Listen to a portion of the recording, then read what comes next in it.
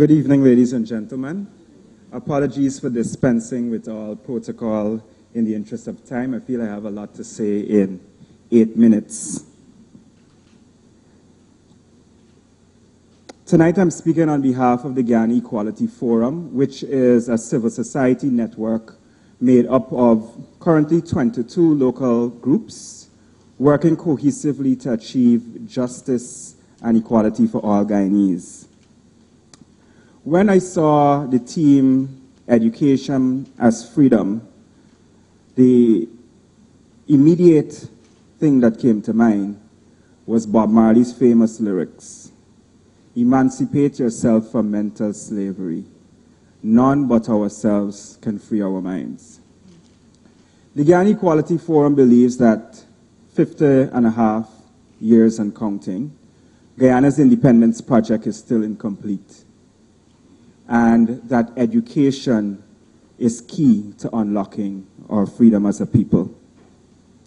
As we all should know, education, the right to education, is a basic human right. And I want to talk about 3 particular issues in relation to the right to education, which are often forgotten in these conversations because they relate to sex and sexuality. Those issues are the lack of comprehensive sexuality education in schools, homophobic and transphobic bullying and school dropouts, and the reintegration of teenage mothers into the education system. With respect to the lack of comprehensive education in schools, well, I should say first that while I'm speaking on behalf of the GEF, I want to give credit to 3 organizations whose work I rely on heavily in the presentation. The Guyana Responsible Parenthood Association, of which I'm a board member, my organization, the Society Against Sexual Orientation Discrimination, SASOD, and our sister group, the Guyana Trans United. Now, with respect to the first issue, the lack of comprehensive sexuality education in schools, evaluations by the Guyana Responsible Parenthood Association, GRPA, have shown that programs on sexuality education can help you delay the onset of sexual activity, reduce risky sexual behavior, reduce the number of sexual partners, and increase responsible behavior, including protection from HIV, sexually transmitted infections, and unwanted pregnancy.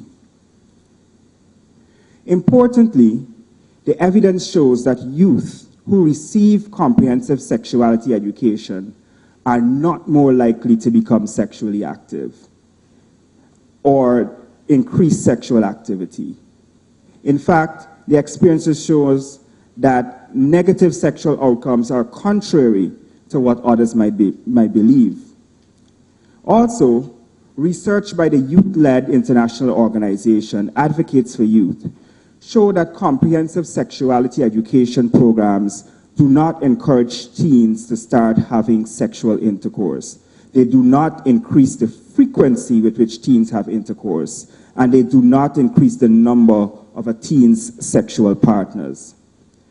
At the same time, GRPA evaluations of the publicly funded and implemented abstinence-only program, commonly called the Health and Family Life Education HFLE program, has found that they ignore young people's basic right to the highest attainable standard of health by denying them critical life-saving information and the fundamental principle of accurate, balanced sex education. The GRPA and the GEF view the HFLE program as lacking relevance to meet the needs of adolescents, and it denies them access to sexual and reproductive health information and services. Just last year, February 2017, a series of videos with secondary school students engaging in risky, unprotected sexual acts surfaced on social media and caught the attention of the mainstream media. Young people need honest, effective sex education that is comprehensive and rights-based, not ineffective, shame-based, abstinence-only programs. The HFLE program is a failure because it has not shown any positive changes in reducing teenage pregnancy and sexually transmitted infections in young people.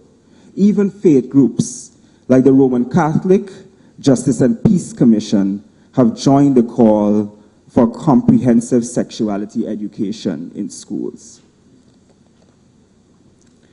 With respect to the second issue, homophobic and transphobic bullying in schools and school dropouts. Currently, there are no laws, policies, or mechanisms in Guyana that protect or offer redress to youth who suffer stigma and discrimination in the education system. Many lesbian, gay, bisexual, and transgender students have reverted to dropping out of school due to continued discrimination that they face on a daily basis from both staff and students alike. Some of these acts reported to SASOD and GTU have been said to occur within the clear view of teachers who oftentimes do very little to curtail these behaviors. In some instances, the discrimination against LGBT students are from teachers themselves and in plain and open view of others to witness. The Ministry of Education's policy on their website, titled Code of Conduct for Teachers under Part D, Commitment to Students, states, teachers cannot discriminate on the grounds of ability, race, color, or creed. It does not have any protective clause in it for lesbian, gay, bisexual, and transgender students. While no laws or policies exist that specifically prevent LGBT students from accessing education, many LGBT Guyanese reportedly leave the education system early due to homophobic and transphobic bullying and discrimination, thereby preventing them from practically realizing their right to education. And thirdly, the issue of the reintegration of teenage mothers into the school system. The stark reality is that the health and future of every adolescent is shadowed by risk of sexually transmitted infections, including HIV, as well as by risk of involvement in unintended pregnancy. According to the State of the World Population 2013 report by UNFPA, Guyana has the second highest rate of adolescent pregnancy in both the Caribbean and Latin America, with 97 out of every 1,000 girls between the ages of 15 and 19 giving birth. Despite this, the government of Guyana is yet to introduce a comprehensive reintegration policy for pregnant and parenting adolescent girls to be able to continue their secondary education in public schools. Adolescent mothers in Guyana are often denied their constitutional right to education and fall out of the system because there's no public policy or system in place to support their re-entry into the school system. This exacerbates their situation of disempowerment, poverty, and abuse. Now, we don't have to look outside the region to find good practices for reintegration of teenage mothers into the school system. Right across the Caribbean Sea, we can look at our sister CARICOM country, Jamaica, where there's a very good program that is being emulated in other parts of the world. The Women's Center of Jamaica Foundation program for adolescent mothers was established in 1978 in response to the high level of teenage pregnancy experienced by the country. Its objective is to motivate young mothers to choose education instead of continuous motherhood. The program for adolescent mothers encourages the continued education of pregnant or lactating girls under the age of 17 years. The goals are for teen mothers to return to school after the birth of their babies, to delay a second pregnancy until their professional goals are achieved, and to raise the employment potential of young mothers so that they have a viable alternative to depending on men for support. The center's model combines academic and vocational training with a range of support services typically needed by school-age mothers to adjust to their new status and to prepare for return to school. This includes counseling for teenage mothers, their children's fathers, and their own parents or guardians.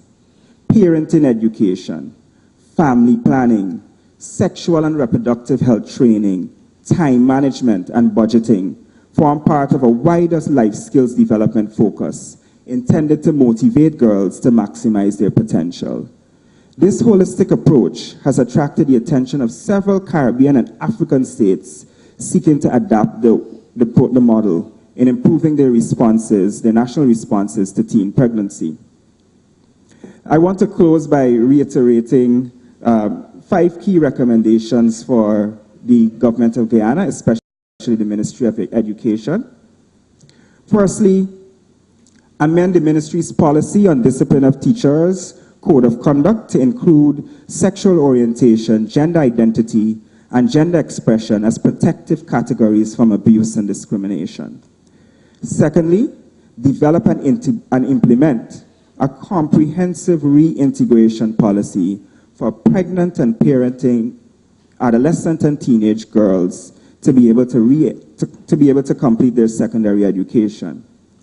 Thirdly, work closely with civil society and other key stakeholders, including us at the Guyana Equality Forum, to implement and integrate comprehensive sexuality education in the public school system across Guyana. Fourthly, provide safe spaces and school counselors for students to discuss sex and sexuality issues.